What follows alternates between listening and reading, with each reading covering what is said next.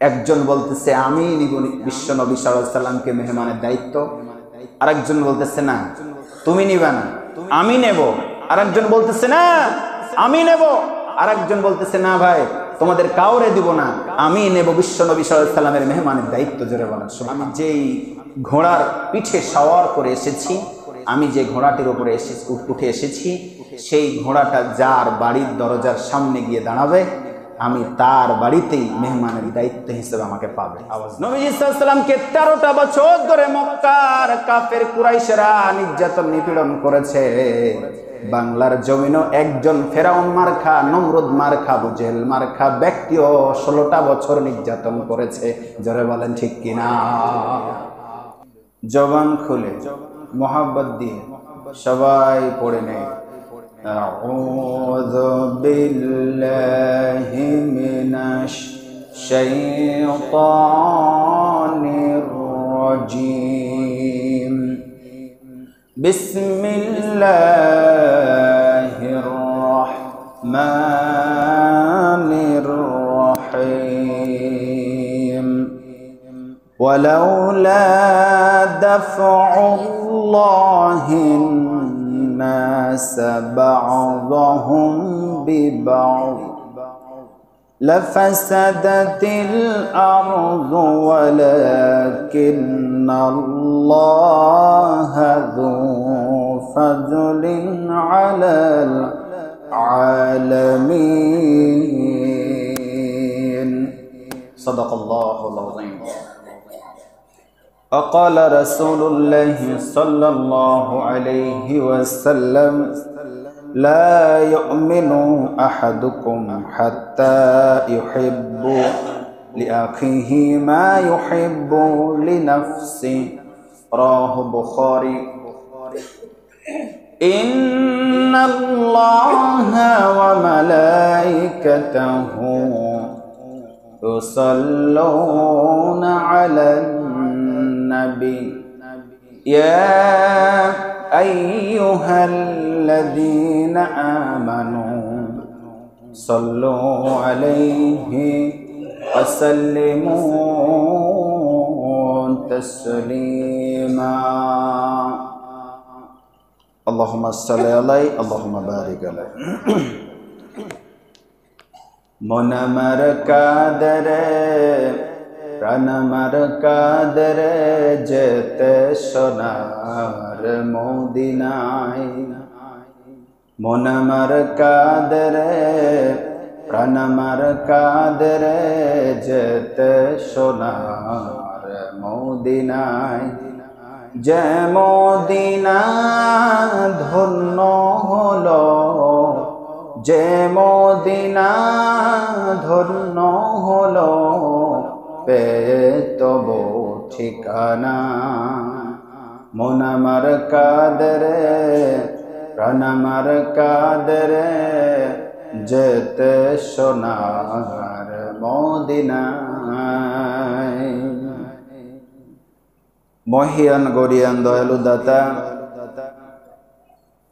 নিখিল বিশ্বের প্রতিপালক, বিস্তীর্ণ জমিনের মালিক, কুল কায়নাতের মালিক, সমগ্র চরাচরের মালিক যিনি, সে আল্লাহ সুবহানাহু ওয়া তাআলার দরবারে সেজদানত চিত্তে আমরা প্রশংসা জ্ঞাপন করে মহব্বতের সঙ্গে বলি আলহামদুলিল্লাহ।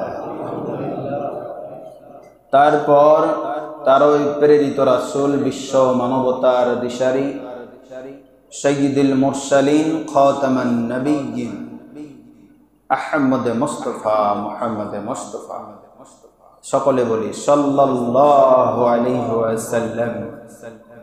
সেই নবী পাকের রূহ মুবারকে অগণিত অসংখ্য দুরূদ ও তাসলিমা বর্ষিত হোক। আল্লাহুম্মা সাল্লি আলাইহি আল্লাহুম্মা বারিক আলাইহি।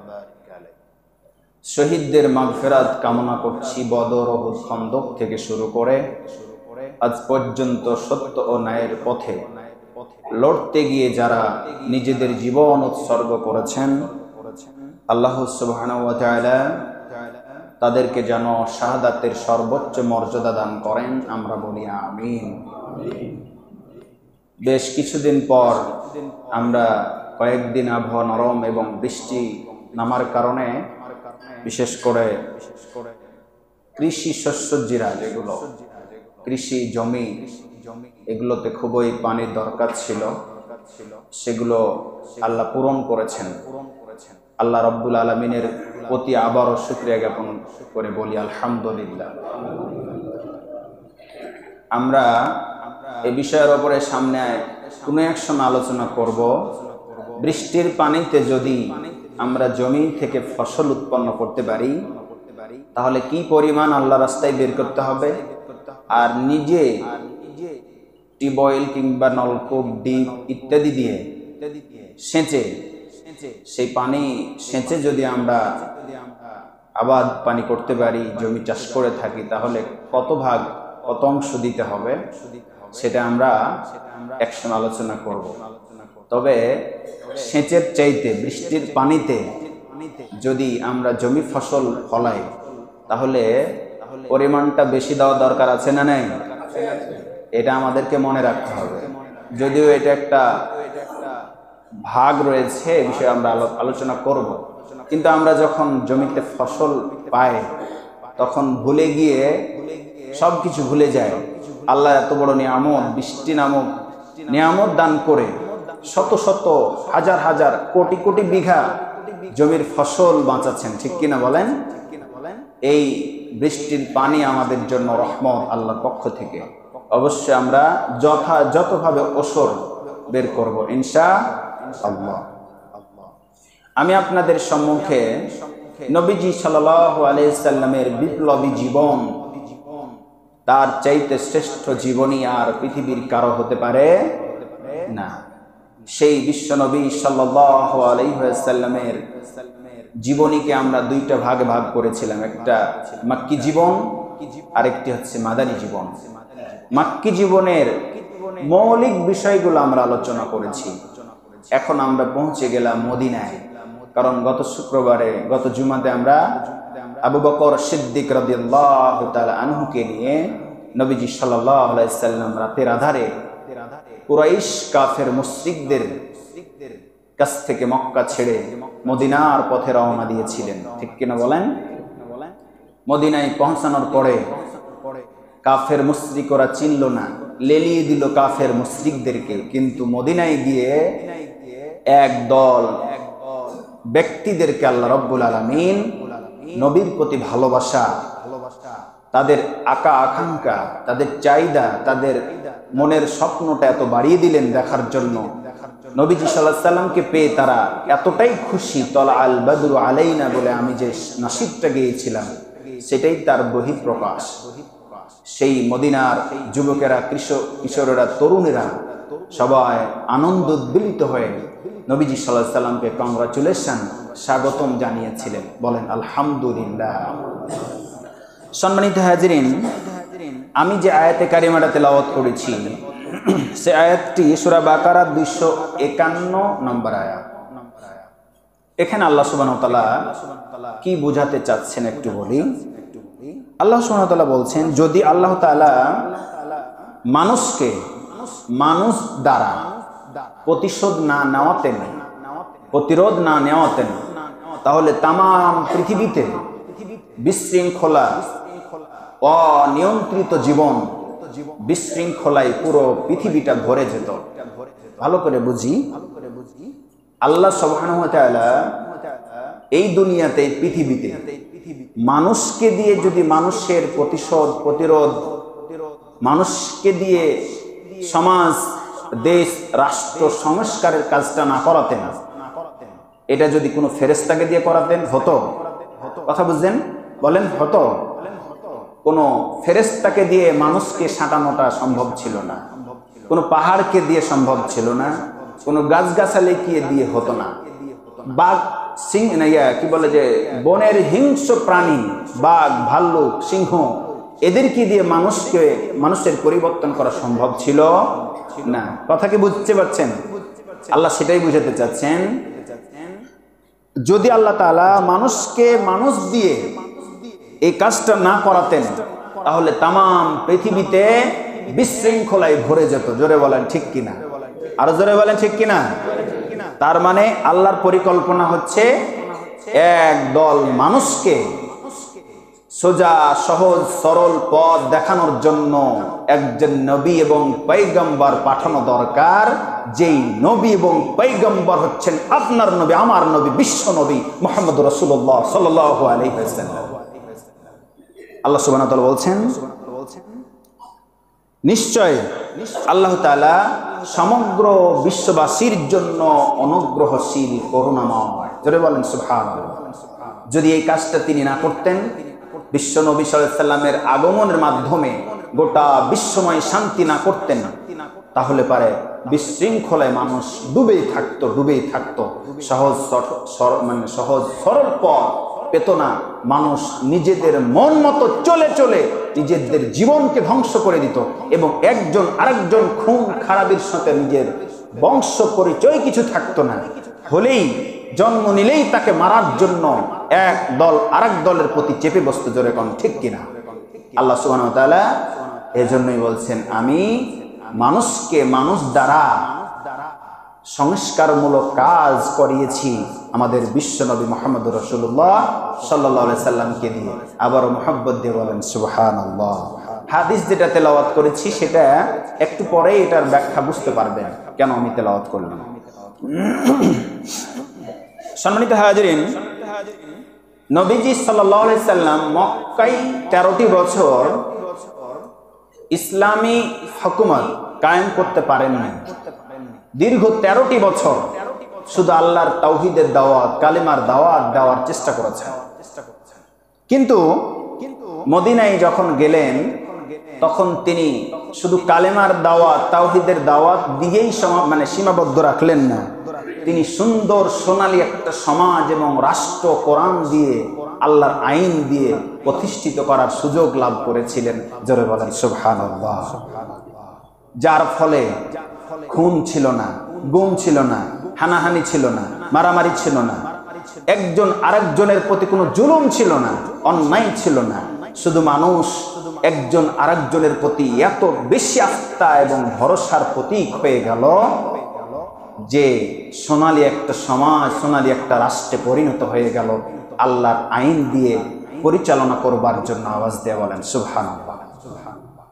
আমরা কয়েক সপ্তাহ এটাই শুনবো, আল্লাহর জমিনে আল্লাহর হুকুমত কায়েম হলে কি লাভ, আল্লাহর জমিনে আল্লাহর বিধান দ্বারা সমাজ রাষ্ট্র পরিচালিত হলে কি লাভ, নবীজি সাল্লাল্লাহু আলাইহি সাল্লাম কিভাবে চালালেন, আর নবীজি সাল্লাল্লাহু আলাইহি সাল্লামকে অনুসরণ করার আমাদের দরকার আছে না নাই? আছে না নাই? সেই ভিত্তিতে যদি এই বাংলাদেশ হোক কিংবা বিশ্বের যে কোনো দেশ হোক কিংবা তামাম পৃথিবী হোক না কেন, যদি নবীজি সাল্লাল্লাহু আলাইহি সাল্লামের শিক্ষা নিয়ে, তার জীবনী শিক্ষা নিয়ে যদি আমরা চেষ্টা করি যে আল্লাহর জমিনে আল্লাহর বিধান অনুযায়ী চললে কি শান্তি, মুক্তি, নিরাপত্তা আসে, সেই বিষয়গুলো আজ আমরা সামনের আলোচনায় তুলে ধরার চেষ্টা করব। সম্মানিত হাজিরিন, মদিনায় গিয়ে নবীজি সাল্লাল্লাহু আলাইহি সাল্লাম এমন একটা বিপ্লবী সমাজ কায়েম দিলেন যার মাধ্যমে সামাজিক ন্যায় নীতি ইনসাফ প্রতিষ্ঠিত হলো।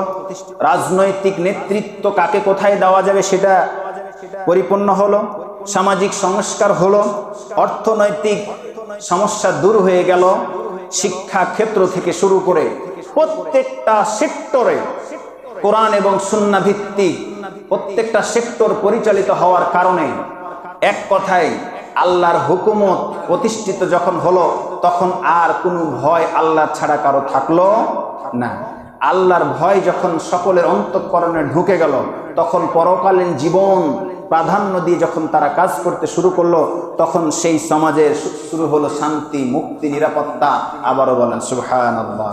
নবীজি সাল্লাল্লাহু আলাইহি সাল্লাম এবং আবু বকর সিদ্দিক রাদিয়াল্লাহু তাআলা আনহু, আমি মদিনার জিন্দেগির সারসংক্ষেপটা বললাম। এবার আমরা মদিনায় প্রবেশ করতেছি নবীজি সাল্লাল্লাহু আলাইহি সাল্লাম এবং আবু বকর সিদ্দিক রাদিয়াল্লাহু তাআলা। নবীজি সাল্লাল্লাহু আলাইহি সাল্লাম এবং আবু বকর সিদ্দিক রাদিয়াল্লাহু তাআলা আনহু যখন মদিনায় প্রবেশ করলেন তাদেরকে কংগ্রাচুলেশন জানালেন। শুধু কি তাই, একজন আরেকজন বলা বলি করতে লাগলো, আমি নবীজি সাল্লাল্লাহু আলাইহি সাল্লামকে মেহমানদারির দায়িত্ব নেব। সুবহানাল্লাহ বলেন। কে নেবে?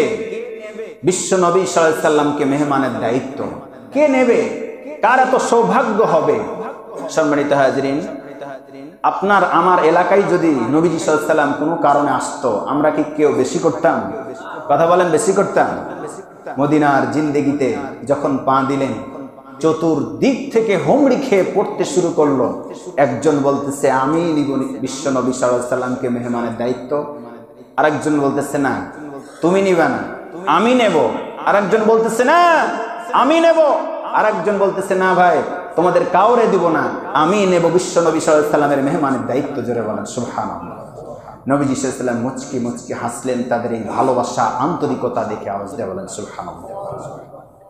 নবীজি সাল্লাল্লাহু আলাইহি সাল্লাম বলেন আমি কার বাসায় উঠবো সেটা আমি বলবো না, আমি যেই ঘোড়ার পিঠে সওয়ার করে এসেছি, আমি যে ঘোড়াটির উপরে উঠে এসেছি, সেই ঘোড়াটা যার বাড়ির দরজার সামনে গিয়ে দাঁড়াবে, আমি তার বাড়িতেই মেহমানের দায়িত্ব হিসেবে আমাকে পাবে। আওয়াজ দিয়ে বলেন সুবহানাল্লাহ। সম্মানিত হাজিরিন, কি সৌভাগ্য, কি সৌভাগ্য বিশ্বনবী সাল্লাল্লাহু আলাইহি সাল্লামের মেহমানদারি পাওয়া। মদিনার সেই প্রথম ব্যক্তি যার নাম হযরত আবু আইয়ুব আনসারী রাদিয়াল্লাহু তাআলা আনহু। বলেন না সুবহানাল্লাহ। সম্মানিত হাজিরিন, আবু আইয়ুব আনসারী রাদিয়াল্লাহু তাআলা বিশ্বনবী সাল্লাল্লাহু আলাইহি সাল্লামকে পাওয়ার জন্য যখন থেকে শুনেছিলেন, মক্কা থেকে আল্লাহ রাসূল নামে একজন ব্যক্তি মদিনার উদ্দেশ্যে রওনা দিয়েছেন, এমনি ঘোড়া আবু আইয়ুব আনসারীর দরজার সামনে যায় নাই। এর মধ্যে কতবার আল্লাহকে কেঁদে কেঁদে বলেছেন, আল্লাহ তোমার পয়গম্বর তোমার রাসূলের খেদমত যদি আমি একটা বার করতে পারতাম তাহলে আমার জীবনটা ধন্য হয়ে যেত। এই জন্য মদিনায় নবীজি সাল্লাল্লাহু আলাইহি সাল্লাম পৌঁছানোর পরে কাড়াকাড়ি করেন নাই, শুধু বলেছিলেন, জোরে বলেন কাকে? আল্লাহ তার দোয়া কবুল করেছিলেন। সেই জন্য ঘোড়া তার দরজার সামনে ভিড়ে গেল। আবু আইয়ুব আনসারী খুশি তার তো হারাম। নবীজি সাল্লাল্লাহু আলাইহি সাল্লামের কদম মোবারক চুম্বন করলেন, আদর ভালোবাসা দিয়ে আগলে দিলেন। বললেন, ইয়া রাসূলুল্লাহ, হাবিবাল্লাহ, দয়া করে আমার বাড়িটা হচ্ছে দোতলা বাড়ি, আপনার সম্মানার্থে আমি দোতলাটা পুরোটাই আপনার জন্য ছেড়ে দিলাম। নবীজি সাল্লাল্লাহু আলাইহি সাল্লাম যাওয়ার কিছুক্ষণের মধ্যেই চতুর্দিক থেকে মানুষের সমাগম, ভিড় থামানো গেল না। চতুর্দিক থেকে মানুষ আসে বিশ্বনবী সাল্লাল্লাহু আলাইহি সাল্লামের সাথে এক নজর দেখার জন্য, কথা বলবার জন্য, তার মনোমুগ্ধকর তেলাওয়াত শুনবার জন্য। চাতক পাখির মতো চতুর্দিক থেকে মানুষ আসতে শুরু করেছে। আবু আইয়ুব আনসারী রাদিয়াল্লাহু তাআলা আনহুকে ডেকে বললেন, ওগো আবু আইয়ুব আনসারী, দোতলায় আমার থেকে হবে না, তোমার সুযোগ যদি থাকে নিচতলাটা আমারে দাও, তোমরা দোতলায় চলে যাও, তাহলে মানুষের সাথে কথা বলা আমার সুযোগ ভালো হবে। আবু আইয়ুব আনসারী তার স্ত্রী সন্তানদেরকে নিয়ে দোতলায় চলে গেলেন, নিচতলাটা নবীজি সাল্লাল্লাহু আলাইহি সাল্লামের জন্য অক্ষ করে দিলেন। একের পর এক মানুষ আসে, ভালোবাসা নেয়, ভালোবাসা দেয়। কোরআনের দাওয়াত, ইসলামের দাওয়াত মানুষের কাছে সুমধুর কণ্ঠে পৌঁছে দেয়। সুবহানাল্লাহ, সুবহানাল্লাহ। সম্মানিত হাজিরিন, শুধু তাই নয়, এক এক করে মানুষ আসে আর কোরআনের বাণী শুনে মুগ্ধ হয়ে যায়। একদিন দুই দিন করতে করতে প্রায় 7 মাস যাব আবু আইয়ুব আনসারীর বাড়িতে নবীজি থাকলেন। আবু আইয়ুব আনসারী চিন্তা করলেন, এখন এই মুহূর্তে যদি আমার বাসায় থাকে তাহলে নবীজি সাল্লাল্লাহু আলাইহি সাল্লামের কষ্ট হবে। এই জন্য তার বাড়ির পাশে একটা সুন্দর করে একটা বাড়ি নবীজি সাল্লাল্লাহু আলাইহি সাল্লামের জন্য আলাদা নির্মাণ করে দিলেন। নবীজি সাল্লাল্লাহু আলাইহি সাল্লামকে নির্মাণ করে দেওয়ার পরে সেই বাসায় ঢুকানোর পরে নবীজি সাল্লাল্লাহু আলাইহি সাল্লামের একটা স্বপ্ন ছিল, প্ল্যান ছিল, পরিকল্পনা ছিল। আমরা আল্লাহকে ডেকে শান্তি পাই না, বাড়িতে বসে বসে ডেকে শান্তি পায় না। আবু আইয়ুব আনসারীকে বললেন, ও আবু আইয়ুব আনসারী, আমার খুব স্বপ্ন আশেপাশে কোন একটা জায়গা আল্লাহর ঘর তথা মসজিদ বানাবো। সুবহানাল্লাহ বলেন। খোঁজ নিয়ে দেখো কোথায় পাওয়া যায়। নবীজি সাল্লাল্লাহু আলাইহি সাল্লামের বাড়ির পাশেই 2 জন ইয়াতীমের ওয়ানাবাদী জমি, যেখানে আবাদ পানি হয় না, কোনো কিছু লাগানো যায় না, আবার ইয়াতীমের সম্পদ। নবীজি সাল্লাল্লাহু আলাইহি সাল্লাম খোঁজ খবর নিয়ে ন্যায্য মূল্যে এলাকাবাসীর কাছ থেকে ন্যায্য মূল্যে সেই জায়গাটা ক্রয় করে ফেললেন। বলেন আলহামদুলিল্লাহ। সেই জায়গাটা ক্রয় করার পরে নবীজি সাল্লাল্লাহু আলাইহি সাল্লাম উপস্থিত সাহাবীদেরকে নিয়ে বললেন, এখানে আমরা মসজিদ নির্মাণ করব। সেই মসজিদের নাম হবে মসজিদে নববী। সুবহানাল্লাহ বলেন। মসজিদে নববী নির্মাণ হবে। শুধু স্থানীয় ব্যক্তিরা নয়, নবীজি সাল্লাল্লাহু আলাইহি সাল্লামের সঙ্গে অন্যান্য সাহাবীরাই সঙ্গ দিলেন। নবীজি বসে থাকলেন না। নবীজি সাল্লাল্লাহু আলাইহি সাল্লাম স্বয়ং কাঁধের উপরে ইট পাথর বহন করে সকলের সঙ্গে পরিশ্রম করে মসজিদটা নির্মাণ করলেন। মসজিদের পিলার গুলো হলো খাজুরের গাছের পিলার, আর মসজিদের ছাদটা হলো খাজুরের পাতার ছাদ। কিভাবে সম্ভব? বারবার ভাবি, পড়িয়া নিজেকে কন্ট্রোল করতে পারি না। আমরা এখন এত সম্পদ হয়েছে, মসজিদ ছাদ দিয়ে শুধু নয়, এসি পর্যন্ত বানার প্ল্যান পরিকল্পনা চলছে, অনেক জায়গায় হয়েও গেছে। এত সুন্দর মোজাইক করা, রং করা সুন্দর মসজিদ। আর ওই সময়তে নবীজি সাল্লাল্লাহু আলাইহি সাল্লাম খেজুরের পাতার ছাদ দিয়ে মসজিদে নববী নির্মাণ করলেন। যখন বৃষ্টি হতো, বৃষ্টির পানি ঢুকে গিয়ে মসজিদটার মেঝেটা কাদা হয়ে যেত, তবুও মসজিদের ভিতরেই সবাই নামাজ পড়তো। সম্মানিত হাজিরিন, আগের মুসল্লি যদিও ছিল, আগের মসজিদগুলো যদিও ছিল কাঁচা, কিন্তু মুসল্লিগুলো ছিল পাকা। ঠিক কিনা বলেন? এখন মসজিদ পাকা কিন্তু মুসল্লিগুলো অনেক কাঁচা। জোরে কোন ঠিক কিনা?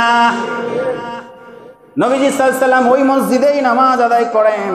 শুধু তাই নয়, দীর্ঘদিন নামাজ পড়তে পড়তে যখন আল্লাহ পাকের হুকুম হলো, কারণ আমাদের সর্বপ্রথম কিবলা ছিল বাইতুল মুকাদ্দাস। ঠিক কিনা বলেন? বাইতুল মুকাদ্দাসের দিকেই মসজিদে নববীর মুখটা ছিল। যখন নবীজি সাল্লাল্লাহু আলাইহি সাল্লাম কিবলা পরিবর্তন হয়ে কাবার দিকে মুখ করার অনুমতি পেলেন, এই অনুমতির সাপেক্ষে নবী সাল্লাল্লাহু আলাইহি সাল্লাম স্থানীয় লোকজনকে নিয়ে সুন্দর করে মসজিদটা আবার সংস্কার করলেন। তাহলে মসজিদের বেশি বেশি সৌন্দর্য বাড়া দরকার আছে না নাই? যত বেশি মসজিদ কিনে আমরা আবাদ করব, তত বেশি আল্লাহ ভালোবাসবেন। সম্মানিত হাজিরিন, শুধু তাই নয়, নবীজি সাল্লাল্লাহু আলাইহি সাল্লাম ইতিমধ্যে মক্কায় 13 বছর নবীজিকে জ্বালানো পোড়ানো হয়ে শেষ হয় নাই। সেই যুগের 13 বছর, এখনকার 16 বছর। ঠিক কিনা? আওয়াজ নেই, ঠিক কিনা? নবীজি সাল্লাল্লাহু আলাইহি সাল্লামকে 13টা বছর ধরে মক্কার কাফের কুরাইশরা নির্যাতন নিপীড়ন করেছে। বাংলার জমিনও একজন ফেরাউন মার্খা, নমরুদ মার্খা, আবু জেহেল মার্খা ব্যক্তিও 16টা বছর নির্যাতন করেছে। জোরে বলেন ঠিক কিনা? সম্মানিত হাজিরিন, শুধু তাই নাই, নবীজি সাল্লাল্লাহু আলাইহি সাল্লামকে মক্কা থেকে ত্যাগ করে মদিনায় পাঠিয়েও তারা ঘুমালো না। আত্মীয় স্বজন মুসলমান যারা ছিল মক্কার অলিতে গলিতে একের পর এক বুলডুজার দিয়ে তাদেরকে হাঁকায় দেয়, কারো বাড়ি পুড়িয়ে দেয়, কারো বাড়িতে আগুন লাগিয়ে দেয়, ইত্যাদি ইত্যাদি ভাবে মক্কার কাফের কুরাইশরা ওই সময় যারা ছিল সবাইকে তাড়িয়ে দেওয়ার চেষ্টা করে। একের পর এক মক্কা থেকে মদিনার পথে সাহাবীরা হিজরত করে মদিনায় চলে যাচ্ছেন। তারা কোথায় যাবে, কোথায় থাকবে, কোনো ব্যবস্থা নাই। তখন নবীজি সাল্লাল্লাহু আলাইহি সাল্লাম মসজিদে নববীর পাশে একটা ঘর বানালেন। ওই ঘরে তাদেরকে থাকতে দিলেন, যার নাম হলো আহলে সুফফা। সুবহানাল্লাহ বলেন। সম্মানিত হাজিরিন, এই আহলে সুফফা নির্মাণ করার পরে সবচাইতে গুরুত্বপূর্ণ কাজ তাদেরকে দিয়ে যেটা করিয়েছিলেন সেটি হলো ইকরা ইকরা ইকরা, রিড রিড অ্যান্ড রিড, পড়ো পড়ো এবং পড়ো। জোরে বলেন সুবহানাল্লাহ।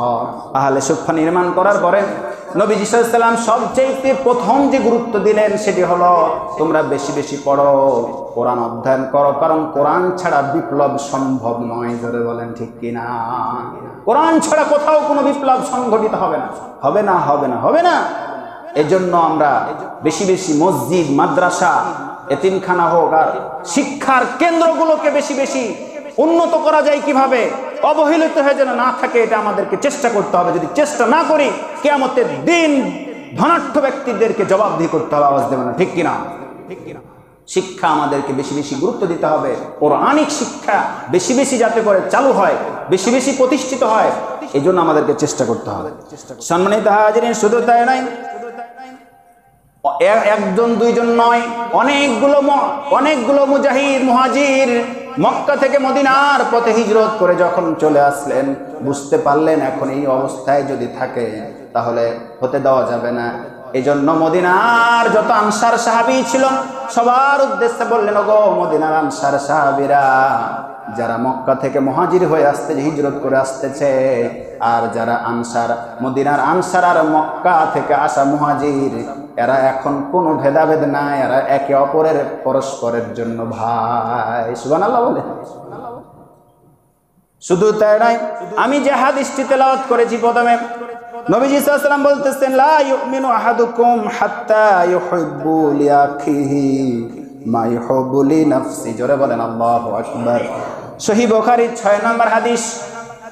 নবীজি সাল্লাল্লাহু আলাইহি ওয়াসাল্লাম বলেছেন, তোমরা ততক্ষণ পর্যন্ত মুমিন হতে পারবা না, ইমানদার হতে পারবা না, যতক্ষণ পর্যন্ত নিজের জন্য যা পছন্দ করো তা তোমার অন্য ভাইয়ের জন্য পছন্দ করো। সুবহানাল্লাহ বলেন। এই হাদিস যখন নবী সাল্লাল্লাহু আলাইহি ওয়াসাল্লাম বর্ণনা করে দিলেন, এই হাদিসের প্রেক্ষিতে আরো অনেকগুলো বর্ণনা যখন বর্ণনা হয়ে গেল, মদিনার আনসার সাহাবীরা বললেন, ইয়া রাসূলুল্লাহ, আপনি কোনো চিন্তা করবেন না, মক্কা থেকে যারা এই মুহাজির হয়ে হিজরত করে মদিনা আসবে, তারা আমাদের শত্রু নয়, তারা আমাদের নিজের ভাইয়ের চাইতে প্রিয়। সুবহানাল্লাহ বলেন। মুহাজিরেরা অর্থাৎ আনসার সাহাবীরা মুহাজিরদেরকে শুধু সম্পদের ভাগ নয়, কেউ সম্পদের অর্ধেক, কেউ 3 ভাগের 1 ভাগ, কেউ 4 ভাগের 1 ভাগ, এভাবে করে সম্পদ পর্যন্ত ভাগ করে দিলেন। ব্যবসার সাথে রিলেশন সম্পৃক্ত হয়ে গেল, শেয়ার করে নিলেন। এভাবে করে যতগুলো মক্কা থেকে মদিনায় হিজরত করে সাহাবীরা গেল, ধনী হোক গরিব হোক, সবাইকে তারা বুকে আগলে নিয়ে একসঙ্গে খাবার খেলেন এবং সম্পদ ভাগ করে ব্যবসা বাণিজ্য পরিচালনা করতে শুরু করে দিলেন। সরে বলেন সুবহানাল্লাহ। কোনো আর ভেদাভেদ থাকলো না। আনসার মুহাজির এখন ভাই ভাই, নিজেদের ভাইয়ের চাইতে আপন করে নিলেন তাদেরকে। সম্মানিত হাজিরিন, শুধু কি তাই, নবীজি সাল্লাল্লাহু আলাইহি ওয়াসাল্লামের সঙ্গে একটা বিরাট সংখ্যক লোক এখন মদিনায় অবস্থান করতে লাগলো। কিন্তু আবু জেহেলেরা কি মক্কাতে নাকে তেল দিয়ে ঘুমাচ্ছে? বলেন না, ওরা বসে নেই, ওরা ওদের কার্যক্রম চালিয়ে যাচ্ছে। এ দুনিয়াতে যতদিন পর্যন্ত কাফের মুশরিকের এক বিন্দু রক্ত থাকবে, ততদিন পর্যন্ত তারা তাদের বিরোধিতা করেই যাবে। যারা বলেন ঠিক কিনা? সুতরাং মক্কার কাফেরেরা, আবু জেহেলেরা বসে থাকলো না, টেলিফোন লাগালো। টেলিফোন তো ওই যুগে ছিল না, চিঠি লিখলো। কোথায়? মদিনার যারা ইহুদি খ্রিস্টান ছিল, অর্থাৎ আবু জেহেল মার্কা লোক যারা মদিনায় ছিল, তাদের কাছে চিঠি লিখলো, ও মদিনার সহধর্মী ভাইয়েরা, মক্কা থেকে মদিনায় যারা হিজরত করে গেল, তোমরা তাদের সাথে যুদ্ধ করো, মারামারি করে তাদেরকে এলাকা ছাড়াও, না হলে তোমাদের কিছুই রাখবে না। জোরে কর নাউযুবিল্লাহ। এই কথা বলার সঙ্গে সঙ্গে তারা ক্ষিপ্ত হয়ে গেল, বলল, এতদিন পর্যন্ত তারা আমাদের কাছে আসার পরে তাদের মাঝে কোনো ধরনের ফিতনা, কোনো ধরনের ফাসাদ, কোনো ধরনের অন্যায়, কোনো অবিচার, কোনো ধরনের জুলুম আমরা লক্ষ্য করি নাই। জোরে বলেন সুবহানাল্লাহ। কেন আমরা তাদেরকে এলাকা ছাড়া করব না? আমরা ইহুদি খ্রিস্টান হলে কি হবে? যারা মক্কা থেকে এসেছে তাদের সঙ্গে আমাদের কোনো ভেদাভেদ নাই, তারা তাদের মতো করে থাকছে, খাচ্ছে, ঘুরছে ফিরছে, আর আমরা আমাদের মতো চলতেছি, কোনো সমস্যা হয় না। বলতেছে না, তোমাদের খবর করে দিবে। বিশাল ভাবে যখন আবু জেহেল চাপ দিল, চিঠি লিখতেছে, নবীজি সাল্লাল্লাহু আলাইহি ওয়াসাল্লামের কাছে খবর চলে গেল। ওই সময়ের মদিনায় যারা ইহুদি খ্রিস্টান ছিল তাদের প্রধানদের সঙ্গে নবীজি সাল্লাল্লাহু আলাইহি ওয়াসাল্লাম মিটিং বসালেন। সম্মানিত হাজিরিন, এই মিটিং এর ফলাফল যেটা আসলো সেটা অনেকে বলতেছে মদিনা সনদ, আবার অনেকে বলতেছে ইহুদিদের সাথে চুক্তি। সুবহানাল্লাহ বলেন। সেই চুক্তির মূল কথাগুলো ছিল এই, নিজেদের ধর্ম নিয়ে আমরা ধর্ম নিয়ে কাজ করব, কেউ ধর্ম নিয়ে বাড়াবাড়ি করব না, যে যার মতো করে ধর্ম প্রচার করবে সমস্যা নাই, কারো কাছে জোর করব না, স্বেচ্ছায় যদি কেউ কারো ধর্ম ত্যাগ করে অন্য ধর্মে স্থানান্তরিত হয় কোনো সমস্যা নাই। এভাবে করে 12 থেকে 14টি শর্ত স্বাক্ষরিত হলো, যেটাকে মদিনা সনদ বলা হয়। ধরে বলেন সুবহানাল্লাহ। না, মক্কার সাথে আবু জেহেলের সাথে ভালো কন্টাক্ট হলো, আমরা এগুলোর সাথে জোর ঝামেলার মধ্যে নেই, এই লোকগুলো অত্যন্ত ভালো মানুষ, এরা যেভাবে চলছে আমাদের তাতে কোনো ক্ষতি হচ্ছে না। বলেন সুবহানাল্লাহ। এক একজন এক একভাবে বিশ্বনবী সাল্লাল্লাহু আলাইহি ওয়াসাল্লামের জীবনী নিয়ে লিখেছে, আপনার কারো কাছে পড়া যদি থাকে তাহলে ভিন্ন হতে পারে। সম্মানিত হাজিরিন, শুধু তাই নয়, মক্কার কাফের আবু জেহেল বলল তাহলে তো এর ব্যবস্থা আমাদেরকেই নিতে হবে। জোরে কর নাউজুবিল্লাহ। তোমাদেরকে দিয়ে হবে না, যা করার আমাদেরকেই করতে হবে। মক্কা থেকে গিয়ে তোমরা যা পারবে করো, আমরা এর মধ্যে নাই। এই বলে নবী সাল্লাল্লাহু আলাইহি ওয়াসাল্লাম খবর পেলেন মক্কার কাফের মুশরিকেরা, কুরাইশ কাফেররা যুদ্ধের জন্য অলরেডি প্রস্তুতি গ্রহণ করছে, যুদ্ধের জন্য প্রস্তুতি গ্রহণ করছেন। এই খবর নবী সাল্লাল্লাহু আলাইহি ওয়াসাল্লাম পেয়ে গেলেন। সাহাবীদেরকে বললেন, ওগো নবীর সাহাবীরা, আমরা তো নিরস্ত্র, কোনো অস্ত্র নাই, কোনো সরঞ্জাম নাই, কোনো কিছুই নাই। আমাদের সঙ্গে যদি তারা যুদ্ধ করতে আসে, তারা তো হাজার হাজার মানুষ, আমাদের কাছে যুদ্ধ করতে আসলে তো আমরা শেষ হয়ে যাব, আমরা তো পরাজয় বরণ করব। এরকম শঙ্কায় পড়ে গেলেন। কিন্তু শঙ্কায় পড়লে কি হবে? যাদের ঈমানী শক্তি আছে তারা কখনো কাউকে দেখে ভয় পায় না। ধরে কোন ঠিক কিনা? ঈমানী শক্তি তাদের বেশি থাকার কারণে নবীজি সাল্লাল্লাহু আলাইহি ওয়াসাল্লাম বললেন, ওগো নবীর সাহাবীরা, আল্লাহ যদি আমাদের সাহায্য করে তাহলে আমাদের কোনো আর সমস্যা থাকবে না। সুবহানাল্লাহ বলেন। দ্বিতীয় হিজরি 12 রমজান নবীজি সাল্লাল্লাহু আলাইহি ওয়াসাল্লাম তার সাথীদেরকে নিয়ে মদিনা ত্যাগ করলেন। সম্মানিত হাজিরিন, মদিনা থেকে 80 মাইল দক্ষিণ পশ্চিমে অবস্থিত একটা প্রান্তরের নাম, যার নাম বদরের প্রান্তর। এই বদরের প্রান্তরে নবীজি সাল্লাল্লাহু আলাইহি ওয়াসাল্লাম উপস্থিত হলেন। বারবার নবীজি খবর নিচ্ছেন তারা কত দূরে আসতেছে, তারাও বদরের প্রান্তরের কাছাকাছি চলে এসেছে। সম্মানিত হাজিরিন, 12 রমজান করতে করতে করতে করতে 16 রমজান পর্যন্ত পৌঁছে গেছে। এখন 16 রমজান রাত। নবীজি সাল্লাল্লাহু আলাইহি ওয়াসাল্লাম সাহাবীদেরকে বললেন, তারা আমার দীর্ঘ বিশ্বাস দূরের পথ রওনা দেওয়ার কারণে, জার্নি করার কারণে তারা সারা রাত ধরে আজ বিশ্রাম নেবে। আর আমরা যারা নবীর সাহাবীরা আছে, আমি সহ সবাই মিলে আমরা আজকে, যেহেতু আমরা কয়েকদিন আগেই চলে এসেছি, সেখানে আমরা বসে বসে আল্লাহর ইবাদত বান্দেগিতে রাতটি কাটাবো। জোরে বলেন সুবহানাল্লাহ। শুধু ইবাদত বান্দেগি নয়, আল্লাহর কাছে সাহায্য চাই। আল্লাহ, শুনেছি তারা নাকি 1000 ব্যক্তি আসতেছে অস্ত্র নিয়ে আমাদের শেষ করে দেওয়ার জন্য। আর আমরা মদিনার তাজা তরু ইমানদার টাটকা মুসলমান ইমানদার মাত্র 313 জনকে নিয়ে এসেছি। এই ব্যক্তিদেরকে নিয়ে জিহাদের ময়দান বদরের প্রান্তরে আগামীকাল লড়াই হবে। আল্লাহর সাহায্যের জন্য আমরা বেশি বেশি ইবাদতে কাটাবো। সম্মানিত হাজিরিন, ওই সময় আবু জেহেল মার্কা লোকেরা রাত্রিবেলায় নেশা পানি খেয়ে ঘুমিয়ে গেল, বিশ্রাম করতে লাগলো। আল্লাহর বান্দা, আল্লাহর সৈনিকেরা সারা রাত ধরে ইবাদত বান্দিগিতে কাটিয়ে দিলেন। জোরে বলেন সুবহানাল্লাহ। ফজর সময় হয়েছে, কাছাকাছি সময়। নবীজি সাল্লাল্লাহু আলাইহি ওয়াসাল্লামের গল্পগুলো, আলোচনাগুলো, জিহাদের মর্যাদার কথাগুলো যখন শুনতেছিলেন, ছোট্ট 2 জন ছেলে, যার নাম মাজ এবং মুআজ, এসে বলতেছেন, ইয়া রাসূলুল্লাহ, হাবিবাল্লাহ, আমরা 2 জন বদরের প্রান্তরে আবু জেহেলের সঙ্গে লড়তে চাই। নবীজি সাল্লাল্লাহু আলাইহি ওয়াসাল্লাম বললেন, না না, তোমরা ছোট্ট বাচ্চা, তোমাদেরকে অনুমতি দেব না। দুইজন মিলে কান্না শুরু করে দিল, আমরা যেতে চাই, যেতে রাজি, জীবন থাক এবং যাক। সুবহানাল্লাহ বলেন। নবীজি সাল্লাল্লাহু আলাইহি ওয়াসাল্লাম বললেন, ঠিক আছে, তাহলে তোমরা দুই ভাইয়ের মধ্যে লড়ালড়ি করো, যে আর বেশি শক্তি তাকে অনুমতি দেব, আর যার যে দুর্বল তাকে অনুমতি দেব না। মাঝ এবং মুয়াজ দুইজন কানে কানে বলতেছে, ভাই তোমার শক্তি বেশি, তুমি যদি আমাকে একটা বার ধাক্কা দাও আমি পড়ে যাব, আর উঠতে পারবো না। তবে তোমার কাছে আল্লাহর নামে কসম করে বলি, যখন তোমাকে আমি ধাক্কা দেব তুমি নিজের ইচ্ছায় পড়ে যেও, না হলে আমি ছোট ভাই হয়ে চান্স পাবো না। দুইজন মিলে এই কথাগুলো নবী সাল্লাল্লাহু আলাইহি ওয়াসাল্লাম বুঝে ফেললেন, লড়ালড়ির দরকার হলো না। নবী সাল্লাল্লাহু আলাইহি ওয়াসাল্লাম দুইজনকে অনুমতি দিয়ে দিলেন, আগামীকাল সকালবেলা ফজর তো হয়ে গেল, একটু পরে যুদ্ধ শুরু হবে। এই যুদ্ধের ময়দানে মাঝ এবং মুয়াজ পর্যন্ত লড়াই করবে।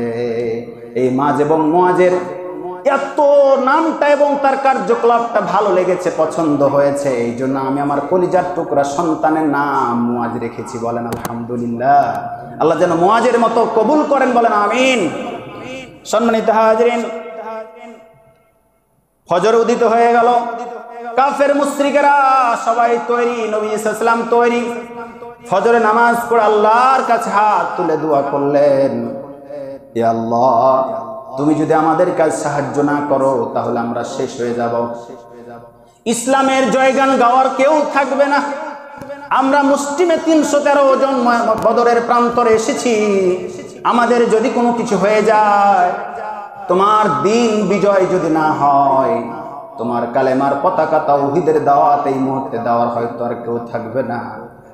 সার্বিক দিক বিবেচনা করে আল্লাহ তোমার কাছে সাহায্য চাইছি, কাফেরদের সঙ্গে আমাদেরকে সাহায্য করিও। আল্লাহ রাব্বুল আলামিন আরশ আজিম থেকে ডেকে বলেন, ওগো রাসূল, ওগো আমার প্রিয় নবী, এত ভয় পাবেন না, আপনি কোনো দুশ্চিন্তা করবেন না। আল্লাহ রাব্বুল আলামিন সূরা ইমরানের 125 নম্বর আয়াত বলেন, বালা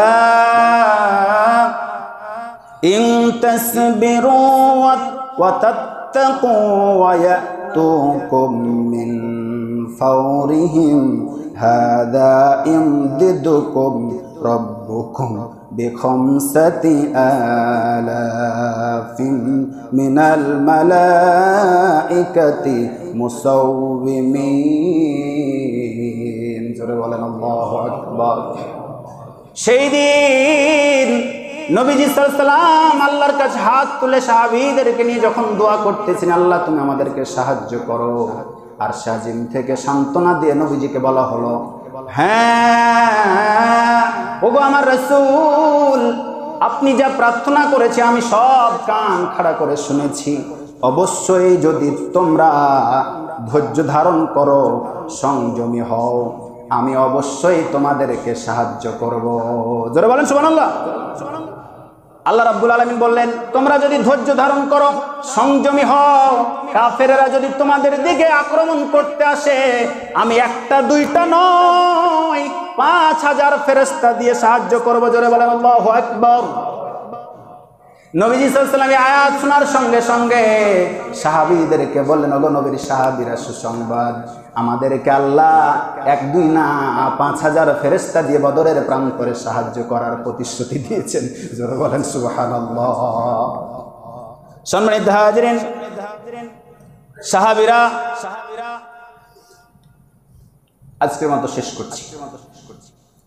আগামী দিন বাকি আলোচনা কথা বলার জন্য ইনশাআল্লাহ চেষ্টা করব। বদরের প্রান্তরের যদিও অনেক লম্বা ঘটনা, সারসংক্ষেপ আমরা আগামী সপ্তাহ থেকে শুনবো ইনশাআল্লাহ। আল্লাহ আমাদেরকে কবুল করুন। বদরের প্রান্তরে লড়াই হবে, কে জিতবে, কিভাবে বিজয় হবে, কিভাবে সাহায্য করবে, এমনকি ফেরেশতারা যখন সাহাবীদের সঙ্গে লড়াই করবে, ফেরেশতাদের লড়ালড়িটাও পর্যন্ত আল্লাহর কাছে পছন্দ হবে না। আল্লাহ ফেরেশতাদের ব্যাপারেও কঠিন একটা আয়াত নাজিল করে তাদেরকে সাবধান করে দিলেন, তোমাদের এই লড়াই আমার কাছে পছন্দ নয়, কিভাবে মারতে হবে সেটাও শিখিয়ে দিয়েছেন আয়াত নাজিল করে। আসতে বলেন আল্লাহু আকবার। এটা দিয়েই সামনে সপ্তাহে শুরু হবে। আমরা যেন সবার আগে আসতে পারি, আল্লাহ যেন কবুল করেন। আমরা সবাই আমিন।